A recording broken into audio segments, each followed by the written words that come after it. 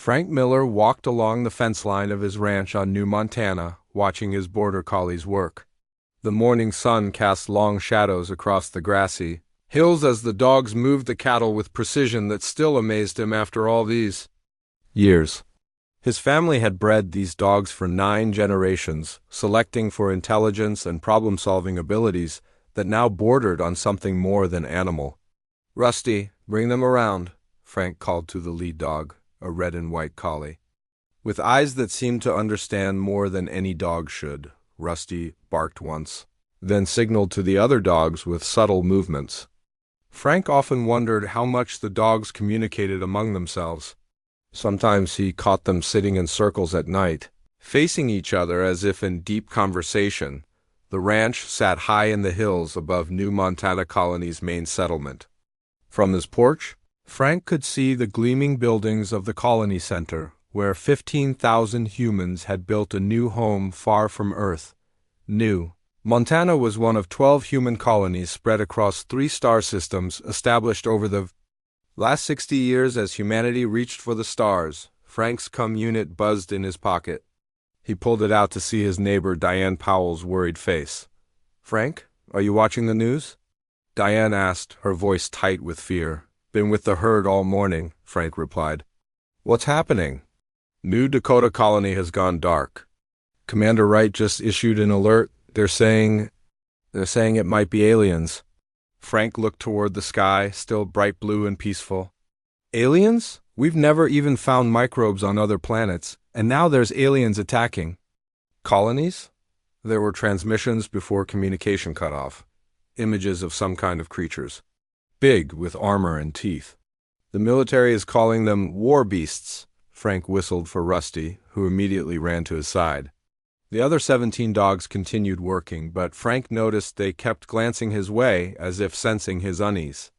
"I'm coming into town," Frank said. "Something tells me we need to know more about this."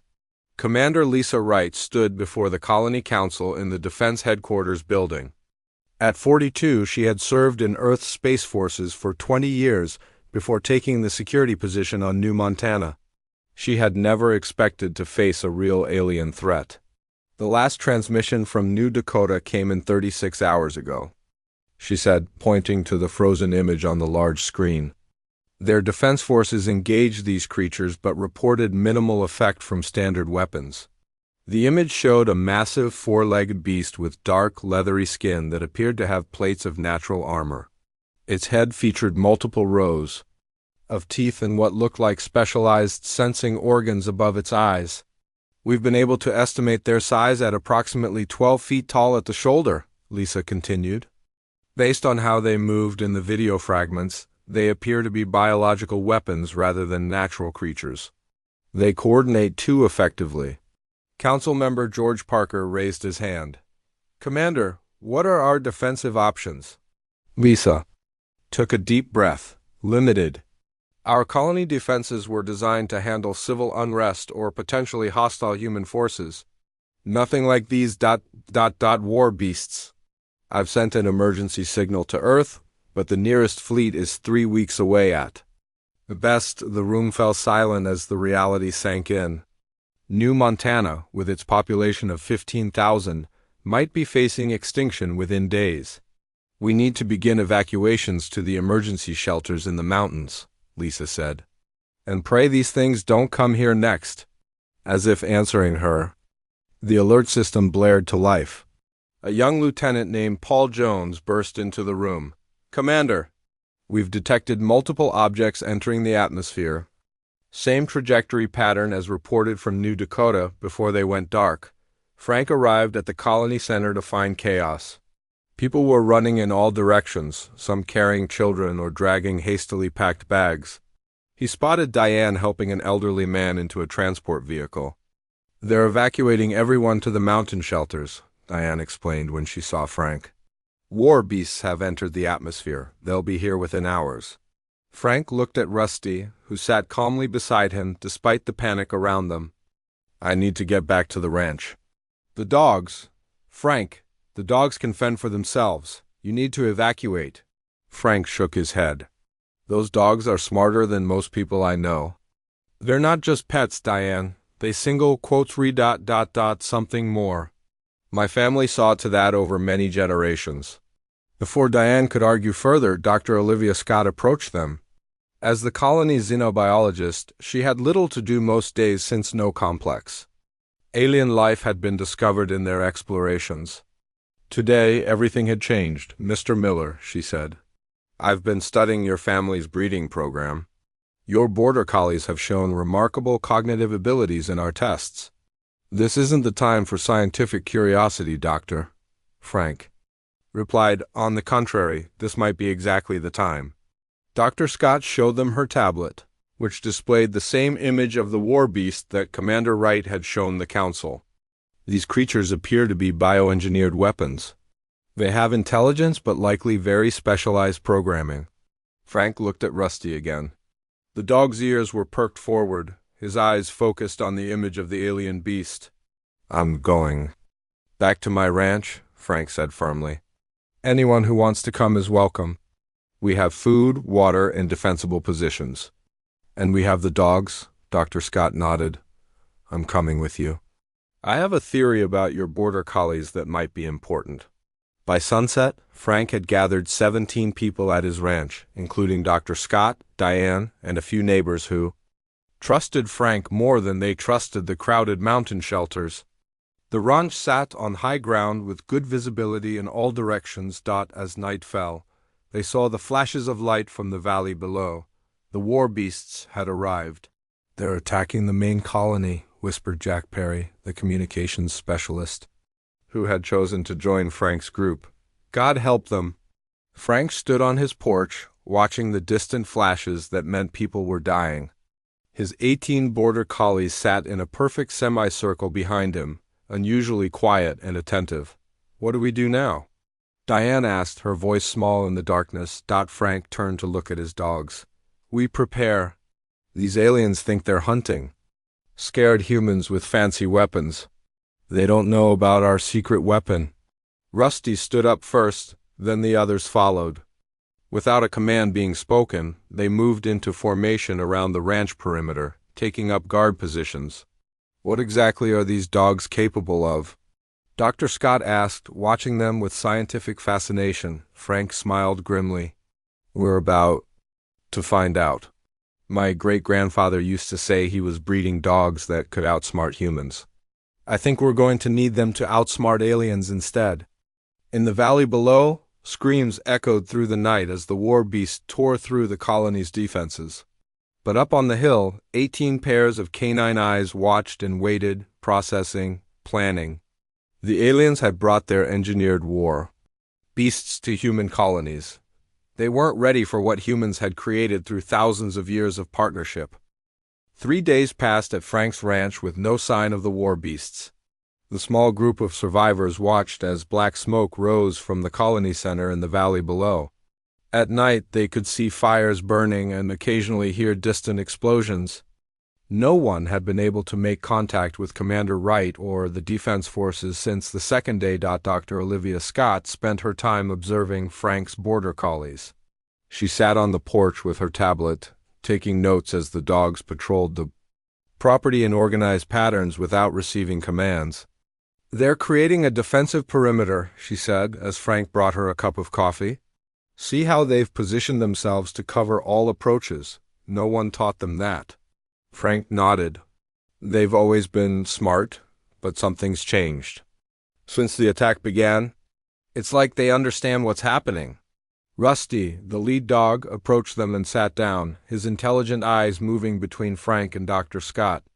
Your family bred these dogs for intelligence for 9 generations, Dr. Scott said.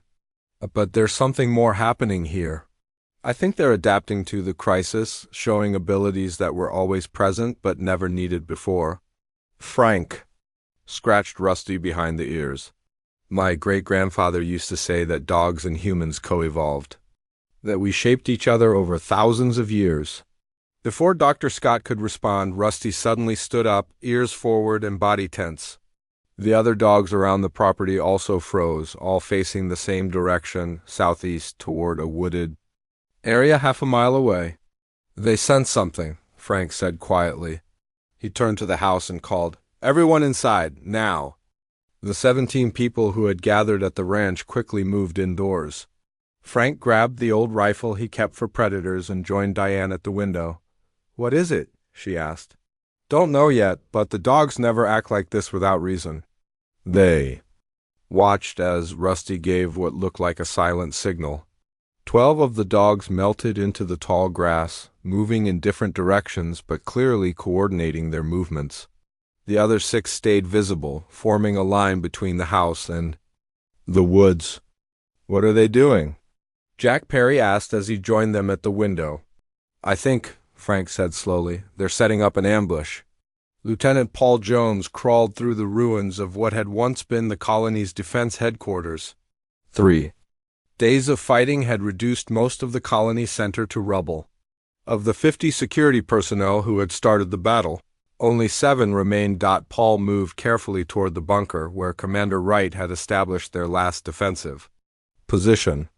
He carried the precious power cells they had salvaged from a damaged vehicle, enough to keep their communications equipment running for another day or two. He froze as a shadow moved across the street ahead of him. One of the war beasts was prowling through the rubble, its massive head swinging from side to side as it searched for survivors. Paul had seen these creatures tear through reinforced doors and shrug off bullet wounds as if they were insect bites. The beast stood nearly 12 feet tall at the shoulder, with leathery skin covering natural armor plates. Its head featured multiple sensory organs that seemed to detect heat, motion, and possibly even fear. Most terrifying were its teeth, 3 rows of them in jaws that could crush concrete. Paul held his breath and pressed himself against the broken wall, praying the creature would move on. After what seemed like hours but was probably only minutes, the war beast continued down the street, away from Paul's position. When he finally reached the bunker, he found Commander Wright studying a map with their remaining officers. "Power cells." "Commander," Paul said, placing them on the table. Lisa Wright looked up, her face streaked with dirt and blood. "Good work, Lieutenant. Any sign of the beasts?" 1, 3 blocks east. "Moving away from us." Commander Wright nodded. "They're spreading out, searching for survivors. They've destroyed our military targets and now they're hunting us down systematically."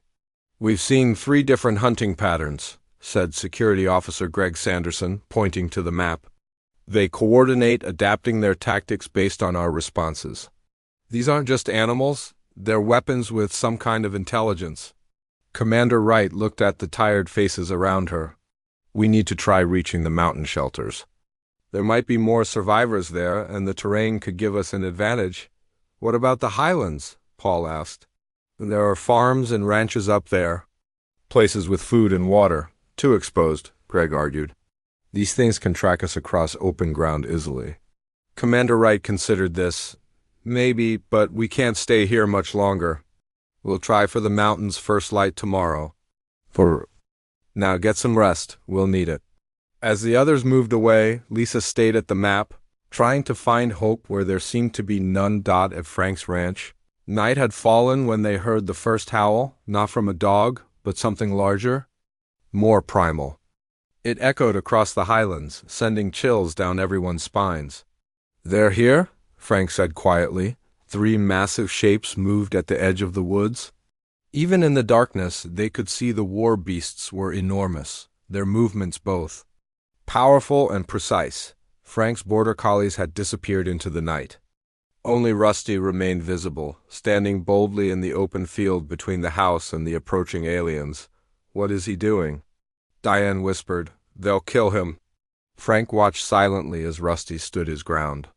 The lead war beast charged forward with frightening speed, heading straight for the seemingly foolish dog. At the last possible moment, Rusty darted aside. The war beast tried to turn but stumbled as 2 border collies seemed to appear from nowhere, nipping at its legs in perfect coordination. "They're using herding tactics," Dr. Scott said in amazement. "Just like they would with cattle." The scene that followed was unlike anything they had ever seen. The 18 border collies worked in flawless harmony, separating the 3 war beasts and confusing them with quick movements and coordinated attacks. When one beast would turn to attack a dog, two more would appear on its flanks. One of the aliens managed to catch a border collie with its massive jaws. There was a yelp of pain that quickly went silent. Frank flinched but kept watching. "Look at how they're driving that one toward the ravine." Jack pointed to where 5 dogs were maneuvering one of the war beasts toward a steep drop-off at the edge of the property. The war beast, focused on catching the dogs in front of it, didn't notice the trap until too late.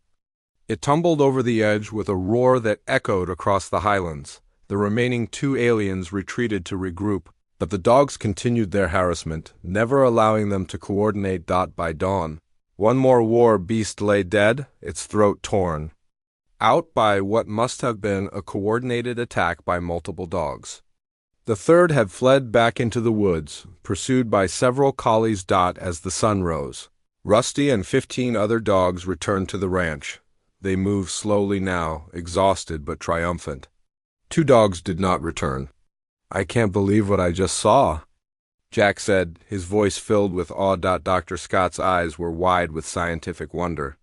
"Do you understand what this means? These dogs just defeated bioengineered weapons using nothing but intelligence and teamwork. They recognized the threat and developed counter-tactics without human instruction." Frank knelt beside Rusty, examining a cut on the dog's shoulder. "They protected us," he said simply. "Like they've always done, but I never knew they could do this." In the distance, a column of smoke rose from the direction of the colony center. The war against the alien invaders had just begun, but for the first time there was a glimmer of hope. Humanity's oldest companions had just proven to be its most unexpected defenders. Word of what happened at Frank's ranch spread quickly among the survivors in the highlands. By midday, more people began arriving, drawn by stories of safety and successful defense against the war beasts. Frank welcomed them all, though he worried about supplies lasting if too many came. Dr. Scott continued her observations of the border collies, who had returned to their normal routines after a few hours of rest. Rusty's wound had been cleaned and bandaged, but he showed no signs of slowing down. "They're different now," Dr. Scott told Frank as they watched the dogs organize themselves around the expanding human camp. "It's like something activated in their brains when the threat appeared." Frank nodded. "My family always said these dogs had more in them than anyone knew. We bred them not just for herding, but for problem solving." Each generation got a little smarter. A commotion at the edge of the property caught their attention. Several people were pointing toward the road that led up from the colony center. A small group of figures was approaching slowly. Frank grabbed his binoculars and focused on the newcomers. "It's soldiers," he said. "What's left of them anyway." Commander Lisa Wright led the ragged group of 6 security personnel up the hill. They looked exhausted, their uniforms torn and dirty. Lieutenant Paul Jones helped Greg Sanderson, who limped from what appeared to be a leg injury. Frank and several others went to meet them, bringing water and offering support to the wounded. "Commander Wright," Frank said, offering his hand. "Glad to see you made it." Lisa looked at him with tired eyes. "Mr. Miller, we heard there were survivors up here, and stories about dogs fighting off the war beasts." Frank gestured to where Rusty and 3 other border collies sat watching the newcomers with alert eyes. "Not just stories. Come on, let's get you all some food and rest. Then we can talk." Once the soldiers had eaten and had their wounds treated, Commander Wright met with Frank, Dr. Scott, and several others in the main house. Maps of the colony area were spread across the dining table. "The colony center is gone," Lisa reported grimly. "We've lost at least 70% of our population. The mountain shelters were overrun yesterday." "How many of these war beasts are there?" Jack Perry asked. "We estimate 30, maybe 40, Lieutenant Jones answered. "They hunt in groups of 3 to 5. Conventional weapons have almost no effect on them." Commander Wright looked at Frank. "Now tell me about these dogs. People are saying they killed war beasts?" Frank explained what had happened the previous night, with Dr. Scott adding her observations about the dogs' behavior and tactics. Lisa looked skeptical. "You're telling These border collies organized themselves to fight alien bioweapons without commands. See for yourself, Frank said, pointing out the window where the 16 remaining dogs were performing their self-organized patrol of the property. Lieutenant Paul Jones spoke up. Commander, I've seen these war beasts tear through reinforced doors. Nothing stops them. If these dogs found a way. Lisa sighed. At this point, I'm willing to try anything. What do you propose, Mr. Miller? First, we need to understand what we're up against, Frank said. Dr. Scott has a theory. Olivia. Scott leaned forward. These war beasts are bioengineered weapons. They have intelligence, but it's likely specialized and programmed. They're designed for direct combat and overwhelming force. Unlike my dogs, Frank continued, border collies were bred for intelligence, problem-solving, and teamwork. They think 3 steps ahead when hurting. They anticipate movements and adapt instantly. You're suggesting we use the dogs as weapons? Greg Sanderson asked, his voice doubtful. Not as weapons, Frank corrected. As partners. The way humans and dogs have worked together for thousands of years. Commander Wright studied the maps again. Even if this works, we're still heavily outnumbered. The nearest Earth response fleet is still weeks away. Dr. Scott had been quiet, typing notes into her tablet. Now she looked up with excitement in her eyes. I think I understand how the war beasts operate. They showed predictable behavior patterns in their attacks, suggesting they receive command packages rather than thinking completely independently. Command packages? Lisa asked. Instructions from their makers, Dr. Scott explained. There might be a way to disrupt those commands. A sudden barking from outside interrupted them. Everyone moved to the windows to see Rusty and several other dogs alerting to something in the distance. They're coming, Frank said quietly. This time there were 5 war beasts approaching from different directions. They moved with purpose. Clearly having learned from their previous encounter, Commander Wright turned to her team. Positions. Use whatever weapons we have to support the dogs. Frank watched as Rusty gathered the other border collies. The dogs seemed to be giving instructions, using subtle body movements that the other dogs immediately understood. What's the plan? Lisa asked, standing beside Frank with her sidearm ready. Watch, Frank said. They already know what to do. The dogs split into 4 groups, each taking a different approach. Unlike the previous night, they didn't engage directly. Instead, they used barking and quick movements to distract and confuse the war beasts, leading them away from the house and the gathered humans. They're separating them, Dr. Scott observed, breaking their coordination. Lieutenant Jones had positioned himself on the roof with a rifle. The aliens are following the dogs. They're falling for it. Frank noticed something strange. When one war beast would start to turn back toward the house, Rusty would appear and bark in a specific pattern. The alien creature would immediately refocus on him. They're learning the war beast's response patterns, Dr. Scott said in amazement, figuring out what sounds trigger them to attack. The battle spread across the highlands as the dogs led the war beasts farther from each other. Whenever 2 aliens tried to regroup, dogs would appear between them, forcing them apart again. The human defenders followed at a distance, waiting for opportunities. When a war beast became isolated and disoriented, they would attack together, focusing their fire on spots where the dogs had identified vulnerabilities. By sunset, 3 more war beasts lay dead. One had fallen into a hidden ravine after being lured there by 3 border collies working in perfect harmony. Another had been brought down by coordinated attacks from both dogs and humans targeting its throat. The third had been driven into a trap of fuel and fire prepared by Greg Sanderson. 2 more had retreated, but this time, unlike before, the dogs didn't pursue them. Why aren't they following? Diane asked as they regrouped at the house. Frank watched as Rusty returned, limping slightly but otherwise unharmed. They're smart enough to know when to stop. They've done enough today. Commander Wright holstered her weapon, looking at the dogs with new respect. I've seen a lot of things in 20 years of military service, but nothing like this. These animals aren't just pets. I don't even know what to call them. Partners, Frank said simply. The oldest partnership humans have ever had. As night fell, Dr. Scott gathered everyone in the main room. I've been analyzing the war beast's behavior patterns. I think there's a control signal, something from orbit that directs them. Can we block it? Lisa asked. Maybe, Dr. Scott said. If we can identify the frequency and create a jamming signal, we might be able to confuse them long enough to make a real difference. For the first time since the invasion began, there was more than just survival in their planning. There was hope. And as the humans talked strategy late into the night, 16 border collies lay in a circle outside, resting but alert, ready.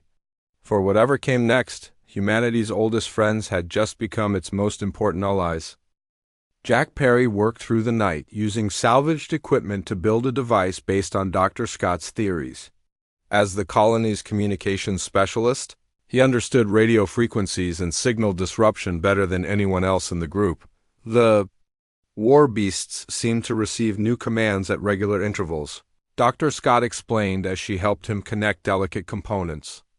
If we can identify the frequency and create interference, we might be able to confuse them temporarily. Frank sat nearby, watching them work while stroking Rusty's head. The lead dog had barely left his side since returning from the previous day's battle. How will we know if it's working? Frank asked. The dogs, Dr. Scott replied. They react to sounds we can't hear. If we cycle through frequencies, we can watch their behavior to see when we hit something important. Commander Wright entered the workshop, followed by Lieutenant Jones. Any progress? Jack held up a small device with an antenna, almost ready to test. It won't have much range, maybe half a mile, but it's a start. We've spotted 3 more war beasts moving this way, Lieutenant Jones reported. They'll be here by midday. Lisa studied the makeshift signal jammer. How long will this work if it's successful? Minutes at most, Jack admitted, and they'll probably adapt quickly. Minutes might be enough, Lisa said. If we can disorient them even briefly, the dogs and our weapons might be more effective. She turned to Frank. We need a plan that combines everything we have. Your dogs, our weapons, and this jammer, Frank nodded. I think I know how to do it. By mid-morning, everyone had a role in the defense plan. The remaining security personnel positioned themselves at key points around the property, armed with the limited weapons they had. Other survivors prepared traps using whatever they could find, fuel, farm equipment, even kitchen knives tied to poles. Frank gathered the 16 border collies in the yard. They sat in a semicircle facing him, their eyes alert and focused. I don't know how much they understand, Frank told Commander Wright, but they know something important is happening. And just tell me what you need them to do, Lisa replied. That's the thing, Frank said with a small smile. I don't think I need to tell them anything. They already know. As if confirming his words, Rusty stood up and gave a soft bark. The other dogs immediately moved into position, spreading out around the property in what was clearly a defensive formation. They're communicating with each other, Dr. Scott said, watching in fascination. Look at how they use body language to coordinate.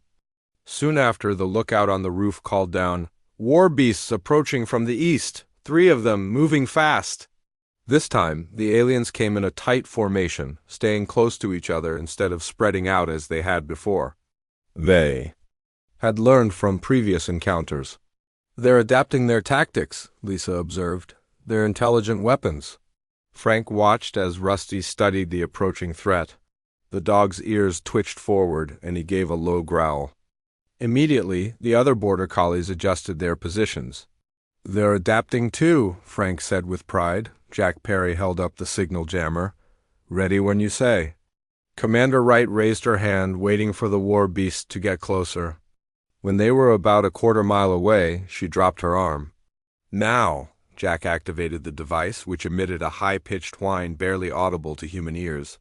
The effect on the dogs was immediate. They tilted their heads in confusion, then looked toward the war beast with renewed interest. The aliens stopped in their tracks. One shook its massive head violently, while another stumbled sideways as if disoriented. It's working, Dr. Scott exclaimed. We're disrupting their command signals. Rusty barked sharply, and 8 of the border collies shot forward toward the confused war beasts. Instead of their previous harassing tactics, they moved with direct purpose, targeting the creatures' legs and throats. "They understand what's happening," Frank said in amazement. "They know the aliens are vulnerable right now." The remaining dogs stayed in defensive positions around the humans, a second line of protection if any war beast broke through. Commander Wright shouted to her team, "Supporting fire! Target the joints and neck areas." The human defenders opened fire, their weapons suddenly more effective against the disoriented aliens. One war beast roared in pain as bullets found the softer tissue. Between its armor plates, for 3 precious minutes, the battle tilted in the humans' favor. The border collies worked with amazing coordination, separating one war beast from the others and driving it into a prepared trap where Greg Sanderson waited with an improvised spear, but then the largest of the war beasts seemed to shake off the confusion. It reared up and emitted a sound, not a roar, but a complex series of clicks and hums. "It's sending its own signal." Dr. Scott realized too late. The other war beasts immediately regained their focus. One swung its massive head and caught a border collie in mid-leap, sending the dog flying through the air. The dog landed hard and didn't move. "Pepper!" Frank shouted, recognizing the black and white collie that had been with his family for 7 years. Rusty immediately changed tactics. He called the other dogs back with a series of short barks. They retreated, regrouping around Frank and the human defenders. "The jammer's not working anymore," Jack said, frustration in his voice. "They've adapted." Commander Wright looked grim. "Fall back to the house. We need a new plan." As they retreated, Frank saw Rusty dart away toward where Pepper had fallen. Despite the danger, the lead dog raced to his fallen companion. To everyone's surprise, Pepper stirred and slowly got to her feet. Rusty supported her as they limped back toward the house together. Once inside, Dr. Scott immediately went to treat Pepper's injuries while the others gathered to reassess their situation. "The good news is the jammer worked, at least briefly," Jack said. "The bad news is they adapted quickly." "But we hurt them," Lieutenant Jones pointed out. "One is definitely injured, and we've learned something important. They have their own communication abilities." Dr. Scott looked up from tending to Pepper. "That changes everything. They're not just receiving commands from their makers. They can communicate with each other directly." Frank watched as Rusty stayed by Pepper's side, seemingly comforting the injured dog. "Just like our dogs do," he said quietly. Commander Wright studied the maps again. "Earth's response fleet is still at least 2 weeks away. We need a more permanent solution." Dr. Scott's eyes suddenly widened. "Wait, if they're communicating with each other, maybe we can use that against them." "How?" Lisa asked. "Every communication system has a pattern, a protocol," Dr. Scott explained. "If we can decode their signals and mimic them... Jack Perry picked up her train of thought. "We could send false commands. Make them fight each other instead of us. Or at least create enough confusion to give us an advantage," Lisa added, a new spark of hope in her eyes. Outside, they could hear the war beasts regrouping, preparing for another attack. Time was running out. Frank looked at Rusty, who had raised his head at the sound of the aliens. "We need to buy time for Jack and Dr. Scott to work on this new approach." Commander Wright nodded. "My team will help, but we'll need the dogs too." "They'll be ready," Frank assured her. "They always are." As the sun began to set, humans and dogs prepared side by side for the battle to come. Their partnership, forged over thousands of years on Earth, was now their greatest hope for survival on this distant world. 2 weeks passed with a fragile stalemate. The war beasts attacked daily, but the combined efforts of the border collies and human defenders kept them at bay. Losses mounted on both sides. 3 more dogs had been killed, leaving 13 of Frank's original 18. The human group had lost 4 people, including Greg Sanderson, who died protecting a family during a surprise attack. During this time, Jack Perry and Dr. Scott worked tirelessly on their new device. They had recorded the sounds made by the war beasts during battles and studied the patterns. "I think we've got it," Jack said one morning, holding up a small speaker with attached control panel. It won't be perfect, but it should create enough confusion to give us an advantage. Commander Wright gathered everyone in the main house. The survivors now numbered 32, including several families who had escaped from failed shelters. Earth's response fleet will arrive in 3 days, Lisa announced. If we can hold out until then, we have a chance. Frank looked at the 13 remaining border collies resting in the yard. They were thinner now, with new scars, but their eyes remained alert and intelligent. Rusty had a fresh wound on his flank from yesterday's battle, but he still coordinated the others with unwavering focus. The dogs can't keep this up much longer, Frank said quietly. They're exhausted, Dr. Scott nodded. We need to end this now. Our scan this morning showed at least 20 war beasts still active in the area. They're gathering for something big. Final assault, Lieutenant Jones suggested. They must know help is coming. Commander Wright studied the makeshift signal device Jack had built. Explain how this works again. It mimics the war beast's communication patterns, Jack said. Based on what we've observed, they use specific sounds to signal different commands: attack, retreat, regroup. But we've added something new, Dr. Scott continued. A sound pattern they've never heard before, something that should create confusion. Frank considered this. So instead of jamming their signals, we're adding false ones. Exactly, Jack confirmed. It's like someone shouting contradictory orders in a military unit. Lisa looked out the window at the quiet morning landscape. They'll attack at dusk. They always do. We need to be ready. Frank spent the day with his dogs, checking their injuries and making sure they ate and rested. Rusty stayed especially close, as if sensing something important was coming. You've done more than I ever thought possible, Frank told the lead dog, scratching behind his ears. Just a little longer, boy. As the sun began to set, everyone moved into position. The remaining security personnel formed a defensive line around the house. Families and non-combatants sheltered in the basement. Jack and Dr. Scott set up their signal device on the roof, where it would have the best range. Frank and Commander Wright stood on the porch, watching the tree line through binoculars. Movement, Lisa said suddenly. A lot of it. Frank looked and felt his heart sink. At least 15 war beasts emerged from the trees, moving in tight formation. Behind them came 5 more, larger than the others. They've been holding those big ones in reserve, Lisa said grimly. This is their final push. Frank whistled softly, and Rusty appeared at his side. The other 12 border collies gathered around, waiting. I don't know if we can stop this many, Frank admitted. Lisa checked her weapon. We don't need to stop them all. We just need to hold out for 3 more days. As the war beasts approached, Jack activated the signal device. The effect was immediate and dramatic. The front line of aliens stopped, their massive heads turning in confusion. Several made contradictory movements, stepping forward then back, then to the side. It's working. Dr. Scott called from the roof. The 5 larger war beasts at the back seemed less affected. One reared up and emitted a complex series of sounds, clearly trying to override the confusion. They have leaders, Frank realized. Those bigger ones are in charge? Rusty barked sharply, and the border collies moved into action.